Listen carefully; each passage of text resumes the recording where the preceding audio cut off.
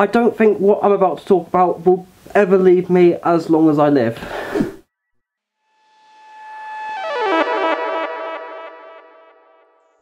So hey, it's Harry Husky, and in this video I thought I'd talk about a interesting experience I had when applying for a job that turned out to be for Amazon Logistics. Now before I go into this video, I do want to give a little bit of background so you know what kind of company Amazon is actually like to work for. They sell themselves out as a happy, fun working environment, but the reality from that is very, very different. It's stressful, it pushes you to the limit, it's physical on levels I don't think I've ever seen on any job before, and according to experts it could actually damage your physical and mental health. There is a BBC documentary called Amazon: The Truth Behind the Click, which is right here. I'll leave a link to it in the description, and it actually shows you what happens when you buy from an Amazon warehouse, regardless of anywhere in the country. Their staff are raced against a computerized clock, which if they don't beat, and if they're a few seconds over, then there are some consequences, and it's just unbelievable when it's really all just a few seconds. I know every second counts, but really just the way Amazon deals and handles with it is just unlike anything I've ever seen before. And in the story I'm about to tell you, I nearly got a job working for Amazon Logistics, which I thankfully dodged a bullet, and I'm about to explain why. So it was autumn of 2018 and things weren't going that well for me financially. I had to stop making wedding videos for a living because insurance costs were too high and I couldn't keep up running the business, so I had to put an end to the whole thing. I am taking a new business venture that's going pretty well so far and has been going better starting off since the wedding video, or starting doing wedding videos. Okay, let me just clear that up. The start of the 3D printing business, which I'm now doing, has gone better since the start of doing wedding videos for a living in ways. But at the time when I was financially struggling, I didn't really want to do a retail job because anyone who works in retail will probably know why I don't want to go in that zone, and I tend to avoid it like the plague. So I was looking at different jobs that weren't retail, and I ended up finding one for a delivery driver. Now, I do tend to drive a lot, I do like driving, I do get a lot of leisure from driving, so, and the money looked to have been quite good for it as well. Basically the job was advertised as £400 a week, 6 days a week, so I could have been making a large sum of money every month, even if it was just for a short period of time. It was tempting, so I ended up applying for a job. Now I do want to point out that at nowhere in this application does this job mention anything about Amazon Logistics. It was, however, using a different company name. I can't remember exactly what the company was called. It was 3 letters, and I'm not going to actually name the company or who I think was the company, just for protection reasons and just for the sake of, you know, in case somebody really pulled it, I just end up... Oh, I really didn't think that through. Let me just try that again. Just for mine and the company's protection, I'm not going to name the company, and it would probably be best if it was just kept that way. So I was asked to show up for 11 AM for a few interviews and for some things that I just had to declare, and just some things that I had to just go up and write down and do some assessments apparently. Now they asked me to show up at 11 AM, so I turned up at the building of the place that was advertised, and when I went in I told them that I had a job interview with someone, only to be told by absolutely everybody who was on desk they had no information about my interview and absolutely no information about me applying for the job. Good start. So basically I showed them everything, I gave them my reference numbers, I gave them everything that I showed them the email, I just showed them just everything that I could give to them that I would need to show to them, and they told me, oh, you're probably working for Amazon Logistics. Oh.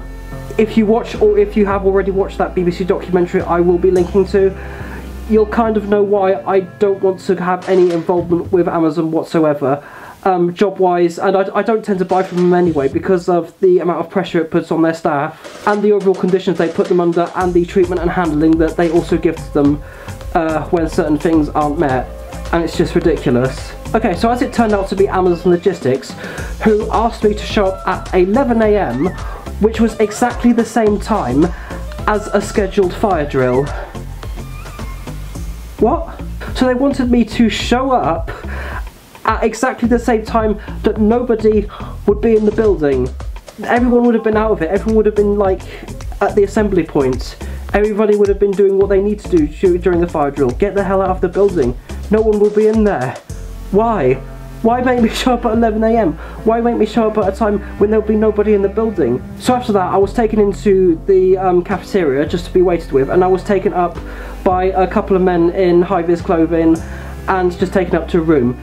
Now, the person who was interviewing me didn't look to be from Amazon whatsoever. He wasn't wearing any uniform, he didn't have a badge, he just didn't have anything associated with Amazon at all. Even his past didn't seem to be associated with Amazon. So of course he was working for Amazon because he was the one dealing with my interview, but he wasn't representing Amazon because he wore nothing associated with Amazon whatsoever. Things kind of went a bit downhill from there. So when I was in the room, they just basically got me to sign a couple of stuff like personal information, personal details, and just had me to get me to declare that I have not committed any criminal activities and I'm licensed to drive and have not committed any offences while driving. So even if it goes to a flight, like for example you do 35 in a 30 zone, don't do that by the way, because your speed can kill. Seriously, the amount of times I even see people do 40 in a 30 is just insane. And the rate that they are likely to kill someone is just so high. So please, don't do 40 or 35 in a 30 zone, do 30. And I'm losing my mind from here.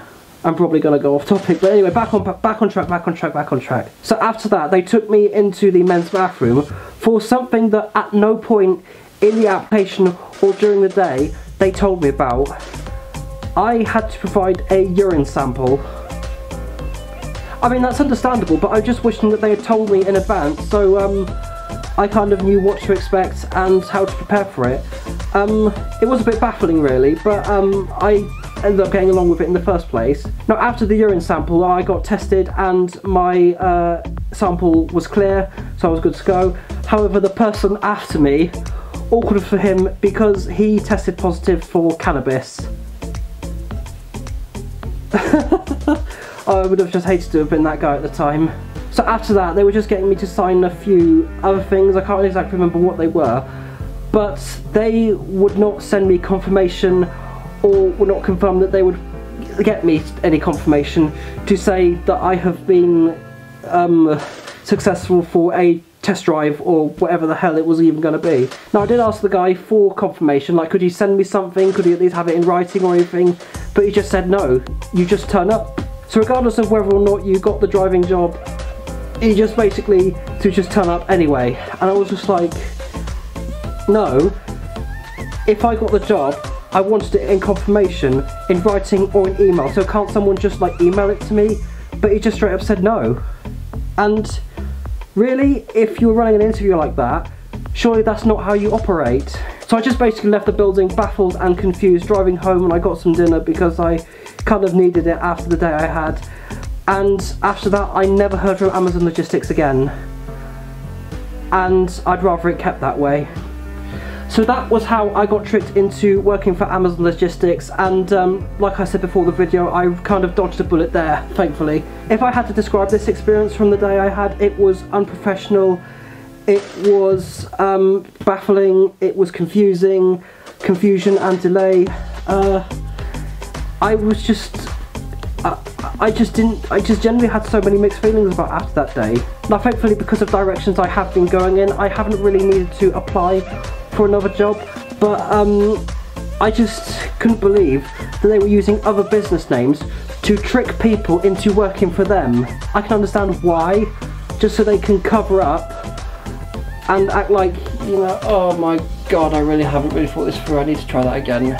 So with this thing about them using other business names, actually that's illegal. It's fraud, because they are advertising themselves as another company so that people don't dodge them like the bullet, like I just ended up doing afterwards. And then basically Amazon was just claiming to be something or somebody else that they are not, and they could and they should get into trouble for doing that, but also they should be in trouble for the treatment, handling and the welfare of their staff as well there.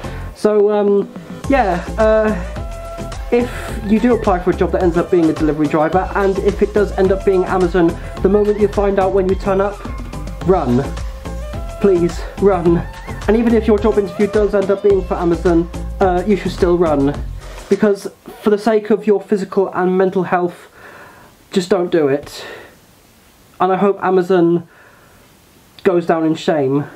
And you know what, I'm going to leave it there for this cluster of a video. Kind of didn't really go down my way. I thought I knew how to say things, but didn't. Couldn't quite get the words out right. I knew exactly what to say, but I just, you know, couldn't project and just couldn't really think up in my stupid head exactly how to say it. But I at least made a video in the end. So anyway, that's it for this one, and bye!